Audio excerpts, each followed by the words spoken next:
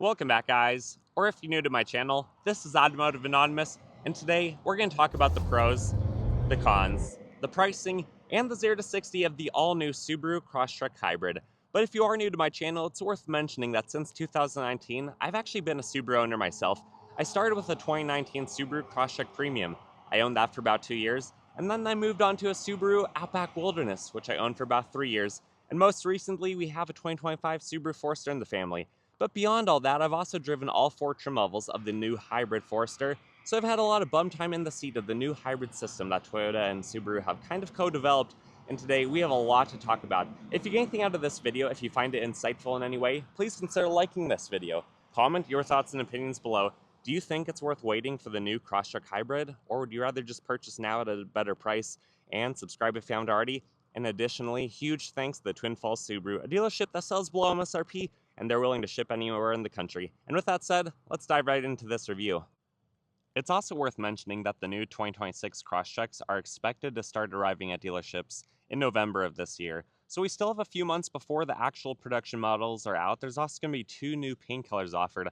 But as of just a few days ago, SubaruMedia.com released the pricing for the new Crosstrek. I don't know if it's going to change at all with the tariffs, because even since filming the 4 review videos I have for the hybrid Foresters, the base model hybrid actually went up $1,500 from only being a $35,000 basic price before destination delivery to now starting at $36,500 before that. So we'll see if the pricing for any of the Crosstreks built not in the United States increase. But right now on the screen, you guys can see what the pricing is expected to be for the all-new generation of Crosstrek. So these things are not cheap. For $35,000, $36,000 after destination delivery, that is completely in the compact crossover class of vehicle, whereas these are a subcompact crossover. That is really getting to be a pretty expensive subcompact crossover vehicle, especially due to the fact that these are not necessarily luxurious vehicles. They aren't class leading in power or performance, so that is going to be pretty expensive and pretty competitive to a lot of other vehicles, not just the subcompacts. So I am curious to see how the 2026 sales do. But let's start with some of the cons of the new hybrid system and how it's actually going to make the Crosstrek a worse vehicle.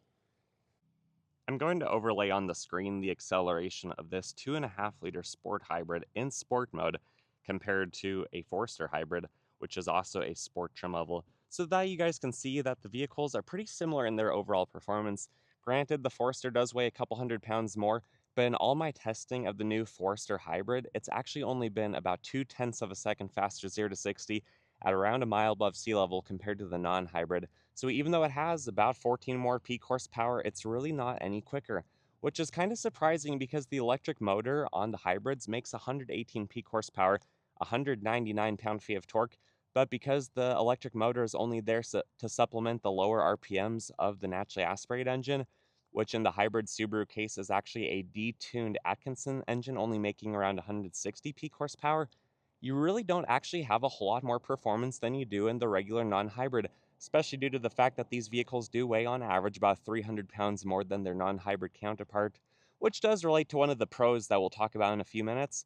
But here is the acceleration times of each of these vehicles to show you guys that it's really not going to be any faster, which is pretty disappointing because all the other hybrids in this class, like the hybrid CRV, the hybrid RAV4, those vehicles are substantially faster than their non-hybrid counterpart.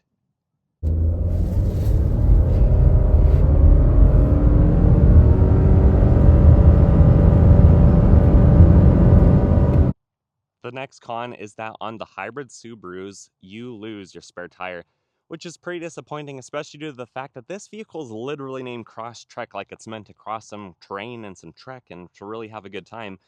But you're going to lose this spare tire under here, which is only a temporary on these. Even the Wilderness model only has a temporary, but the new one is going to have a battery pack under there, and unfortunately it's only a 1.1 kilowatt hour battery pack, which to my knowledge is the smallest hybrid battery pack on any modern vehicle. For instance, our RAV4 hybrid has a 1.6 kilowatt hour battery pack, so it can drive further on electric range, it can get better MPG, but additionally, the battery pack on the Toyotas, it's not back here, it's under the seats, under the cushion for the second row, so it doesn't even take up the space of where the spare tire would be. And the Toyota hybrids actually, at least a number of them, do have a spare tire, unlike the Subarus. So that is pretty disappointing, especially where this is the more off-road capable version, especially compared to a lot of its competition. With the hybrid trim level, you're also likely to go through tires just a little bit faster, because the vehicle will weigh almost 10% more from the few extra 100 pounds of two electric motors and a battery pack. But additionally, you are going to be putting a little bit more low-end torque to the ground, especially at those very low RPMs, because most of the 0.2 faster acceleration comes from the 0 to 20 acceleration point. So with a little bit more torque, you are more likely to not spin the wheels, not chirp the tires, because it doesn't make enough torque for that, but you are going to have a little bit more aggressive rub as the tires do spin faster right off the line against the harder cement, the harder gravel, the harder road, whatever you're driving on. So keep that in mind, that tires will likely have to be replaced a little bit faster. And factory tires usually do last around 40 to 45,000 miles because most Subaru tires come with 9/32 of tread. But even aftermarket better quality tires are probably going to be worn out a little bit faster. But hey, if you buy them from a company that offers an extended warranty on them, maybe you won't have to worry too much about that. I'm actually kind of surprised that it doesn't look like Subaru is dropping the base model or even the premium, because the 2-liter models, those come from Japan. That's where they're assembled. And so you would expect that there would be a specific tariff extra charge on these, like the $1,500 price premium on the Japanese built Subaru Foresters compared to other vehicles. So it is kind of interesting that Subaru is keeping the base model, but no longer can you get a Crosstrek for $22,000, $23,000. They now are going to be nearly $30,000 even for the base model, which means every other trim level is that much more expensive. So again, it is kind of crazy to me that for about $34,000 to $37,000, that's what the mid upper trim levels of the Crosstrek are now going to be, especially if you want a hybrid. And compared to a lot of the competition, especially other vehicles in that price point, like the compact crossovers, not just the subcompact crossovers. For instance, my RAV4 hybrid, that thing only costs $38,000 after all the discounts that I got on it. It also has a power liftgate. It has a lot more power, has more cargo capacity, space, all of that stuff. Sure, the all-wheel drive system is not as good, but seriously, these are starting to almost price themselves out of the market, and that's pretty unfortunate. The last con I'll say before we switch gears and start to talk about all the good and the positive things that the new Crosstrek Hybrid has to offer is when I started filming YouTube videos for fun a couple years ago, I actually had the opportunity to drive one of the very few limited production hybrid second generation Crosstreks. They were probably low production because they didn't sell very well. They cost nearly $40,000. They were not any faster than a 2.5 liter Crosstrek, and they just didn't really offer a lot beyond the really cool, I think it was called Laguna Sega blue color. That thing seriously looked awesome. But otherwise, the second generation hybrid Crosstrek was a little bit underwhelming, and I am a little bit concerned that this third generation is going to follow suit. Over the 2 years that I owned my Crosstrek Premium, it was actually a fantastic experience. It never left me stranded. It never had any issues. I didn't even detect any quality control concerns or things that I had to take it to the dealership for. It was just a really nice experience, putting over 40,000 miles on it in 2 years. And that was even with a CVT and a 2-liter engine. I did think the manual would have been fun, but back then you couldn't get the manual and the eyesight system. And so I chose to have the safety features. And I think the Crosstrek really shines when you are considering it is a fairly affordable vehicle. It is supposed to be off-road capable, yet really safe, and fantastic for a small family or an individual's needs. And the Crosstrek fit the bill. It served its purpose quite well for me. So now that we're going to talk about the pros of the new hybrid system and where we have the price point and the things that it's lacking out of the way, I do want to start by saying that this new one has a 6 simulated gear CVT, and I think that's pretty cool.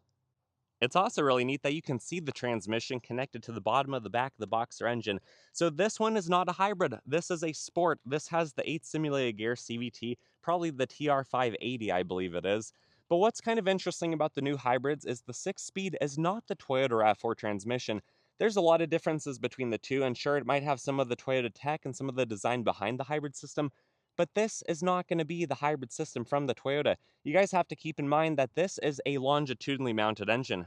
The accessory belt, the whole front of the engine is right here. The back of the engine is over here. If we look at the hybrids, those have an electric motor for the Toyota system, and they are transversely mounted. So the front of the engine, instead of being right here, it's on the side, so the connection point would be totally different. But also the Toyotas, like my RAV4 Hybrid, it does not have a drive shaft. This does have a physical drive shaft coming out of the transmission. So this transmission is not only having to be rotated 90 degrees, but it also has a drive shaft coming out of it. So in my mind, that is not the same transmission, especially due to the fact that I've seen online that these are actually built by Blue Nexus. But ultimately, I don't have any problems with either CVT. They seem to work well in both Subaru platforms. But I do think it's pretty neat that the electric CVT in the new generation of hybrid is probably, if anything, more reliable and needing less service than this. having more of a planetary gear set, it should be a little bit more reliable, not having the chain that this one has, which the chain is better than the belts in the Nissan. But still, I do think that the electric CVT in the new generation of hybrid Subarus is a big win. It's going to be reliable. It's fun to drive. Honestly, I don't have any problems with it. The next pro is that I suspect that just like the Subaru Foresters, the hybrid Crosstrek is going to drive better than the non-hybrid. Having a few hundred extra pounds of weight in this non-performance vehicle should actually be really good for giving you a lot more stability and traction in wintry, slippery conditions, but also at speed going 80 miles an hour on the local interstate. I noticed right away that any of the hybrid Foresters I drove handled better than our very own Forester. It feels more planted and stable on the road. The Crosstrek and the Forester share a lot of components in the Subaru global platform, so they have an 8.7-foot wheelbase. It's down a few inches from what the Ascent and the Outback are, so it doesn't feel as stable as those larger vehicles. But when you add a few hundred extra pounds and you add them right over the axle equivalents with the electric motors up front for the front wheels, and then the battery pack in the rear, it actually feels noticeably better. It's less likely to change direction when you're going fast, especially because the steering on Subarus is kind of sensitive. It doesn't really take much of the wheel to start going left and right. So I am actually really impressed and really excited that if you want a better driving Subaru, the hybrids might actually be the right one for you. The next pro is due to the hybrid system. Your miles per gallon is going to be better because going below 20 miles an hour, it's not that difficult to get into EV mode. So you're never going to have just 8 miles per gallon if you're just idling a lot, making a video like I am, and the vehicle's not really moving a lot productively. It's going to use the battery pack as much as you can, but also by having the battery pack, it makes it a better car camping vehicle. If you need to run the AC for long periods of time and you have a hybrid, all you have to do is leave the vehicle on and the batteries do most of the work, especially if it has electronic AC compressor. So you're actually going to be running the actual physical engine maybe 10 to 20% of the time, something like that, just depending on the ambient air temperatures outside and all the other variables and how full your battery pack is to begin with. So there's a lot of pros to that. But beyond all that, you get rid of the auto start system. So if you don't like having to turn that feature off every time, because it feels like an afterthought and you feel like your vehicle abruptly shakes every time it turns on and off, even at the quickest stop at a stop sign, you don't have to worry about that anymore because when the hybrids activate and deactivate, you're usually in motion when it's happening. So there's a lot of other vehicle vibrations, a lot of other movements. So it's a much less noticeable change than when you're stopped and all of a sudden the engine starts up. It feels really no different than the engine starting up just naturally. So there actually is a lot of pleasantries related to the hybrid system in day-to-day driving, and honestly, it's pretty fun. One of the reasons I really like my Toyota RAV4 Hybrid. The next pro relates to the digital instrument cluster. Although you still have kind of the slow and laggy at times, 11.6-inch screen, which I'll give you a quick demo of, and we'll see how long it takes to change the air controls and access everything. Okay, it's actually moving fairly decently quick right now. That is not always the case. But you will have the digital instrument display, I believe, which, although I really like analog gauges like this, I just think they're nice, timeless. You really don't need much more digital, gauge than that in the center. The new one, in my experience, after driving all 4 trim levels of the Forester, they actually work really well. It's pretty cool. It does come with navigation, but honestly, Android Auto, Apple CarPlay, if you want to use your own maps, you don't necessarily need the built-in. That's going to be more for if you are out of service, if you need the satellites to guide you home, because otherwise you'd be lost without cell service. But it actually is a pretty cool display, and it's just kind of fun having the battery in the little bit of the corner, being able to see the power, the different RPMs, not having to worry so much about tachometer and some of that stuff. It's just kind of fun, but it's not necessarily better. I think ultimately, if you guys have your heart set on the new Crosstrek Hybrid, go for it. It's going to get a little bit better MPG. It's going to have just a couple tenths of a second faster acceleration if that's important to you. It's going to weigh a little bit more, so it's more stable on the road, but also has some trade-offs. It's not the perfect vehicle. It's going to be kind of pricing itself out of the market, especially for only getting a couple better MPG, especially when you look at the Subaru Forester hybrids versus the non-hybrids. On the highway, it actually is only rated for 1 to 2 MPG better depending on the trim level, and then around town it's 7 to 8 better. So you really aren't getting a lot more MPG. You probably won't ever pay yourself back for the upfront costs, especially if you don't pay in cash and you have to finance, pay interest and all that stuff. It is kind of expensive, but it is going to be overall probably a better vehicle, minus the fact that you don't have a spare tire. It's just that it's going to cost a lot more. And right now you could get a really good deal on a 2025 Subaru Crosstrek whereas the new ones are going to cost at least as much as the information on the screen, probably more, and because they're brand new, you're probably not going to get nearly the same deal that you otherwise would. I always recommend you check out the Twin Falls Subaru, see what they'll do for you, but honestly, I think the new one's going to be fun to drive. I think it's going to be a good vehicle, but at $35,000, $36,000, I personally would probably not buy one. There's just too many other good cars that are still in that price point, but I would love to hear your guys' thoughts, your opinions. Personally, I really enjoyed my time owning a Crosstrek Premium. I can't believe that they already cost $10,000 more than basically what mine was for a similar vehicle, but they are good. They're fun to drive. They're small, they're compact, they're off-road capable. They're all around very good vehicles, and they have inherited a lot of the nicer features from the more expensive Subarus, as some of those features on the global platform have trickled down. So anyways, guys, I'm just rambling on. What are your thoughts? What are your opinions? Would you buy one of these? Would you wait for the new one? I'd love to know. Subscribe if you haven't already, and like this video. Otherwise, I hope to see you again on the next one. Until then, see ya.